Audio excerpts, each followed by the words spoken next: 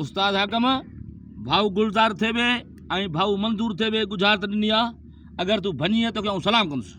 अरे हाँ हाँ यो भाऊ गुलजार थे बो भाऊ मंजूर थे बो ये पाण में भाई भायर ने ये पंजा दोस्तन गोठ हिंदाल थे बे का। जी जी ये हाँ बाबा तू गुजार दे ये भितर वांगुर हणी भोर कर दाजू न। उस्ताद गुजार चए थी या वखर कर या नालो कर हाणे गोल गोल खबर पए। वाह वाह बियो या वखर कर या नालो कर। या वखर कर या नालो कर। वाह सही वाह जा वखर कर जा नालो कर। वखर वखर तेल मेट खार साबुन का सोपारी वखर सोपारी। बच्चे बच्चे अल्लाह सही वाह जा वखर कर जा नालो कर। वखर वखर क्रीम मोटर पाउडर सेंट का को सुरमो को वखर। बच्चे मुंजा बाबा बच्चे गोल गोल।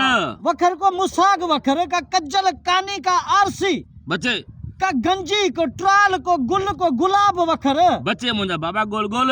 अल्लाह है वाह सही वाह जा नालो कर जा वखर कर। वखर कर या नालो कर। वाह सही वाह वखर कर का मिठाई कर का गुड़ जी कर का खंड कर का पत्ती जी चपटी वखर।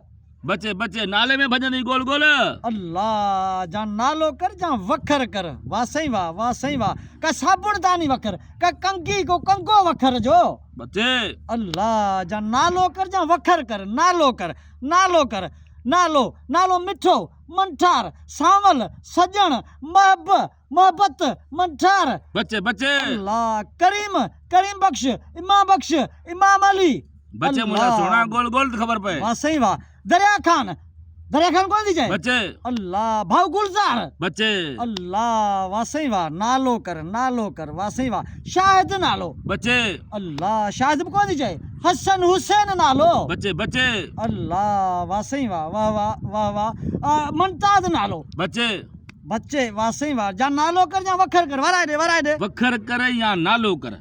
वखर कर जा नालो कर। वाह सही वाह नालो सावण सिजावल बच्चे शाहिद बच्चे। अल्लाह वाह सही वाह नालो कर जा वखर कर नालो कर। वाह सही वाह मुमताज महबूब नालो। बच्चे खिदमत नालो। बच्चे अल्लाह बच्चे नालो कर जा वखर कर नालो कर पसंद नालो। बच्चे कबूल नालो। वाह जो कहे वाड़े उस्ताद वाड़े ताड़ी सजी करे रे बाबा। उस्ताद नालो थी कबूल हाँ सही ऐं वखर थी कतल। वखर कतल आशिक पंहिंजे महबूब ॾे वियो।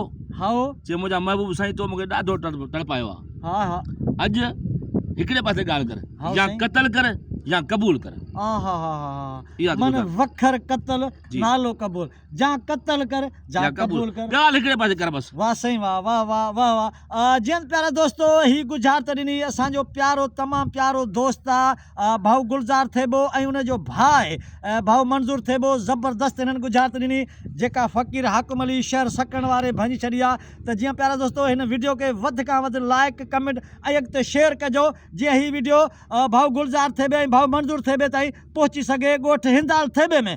महिरबानी महिरबानी जानी। महिरबानी।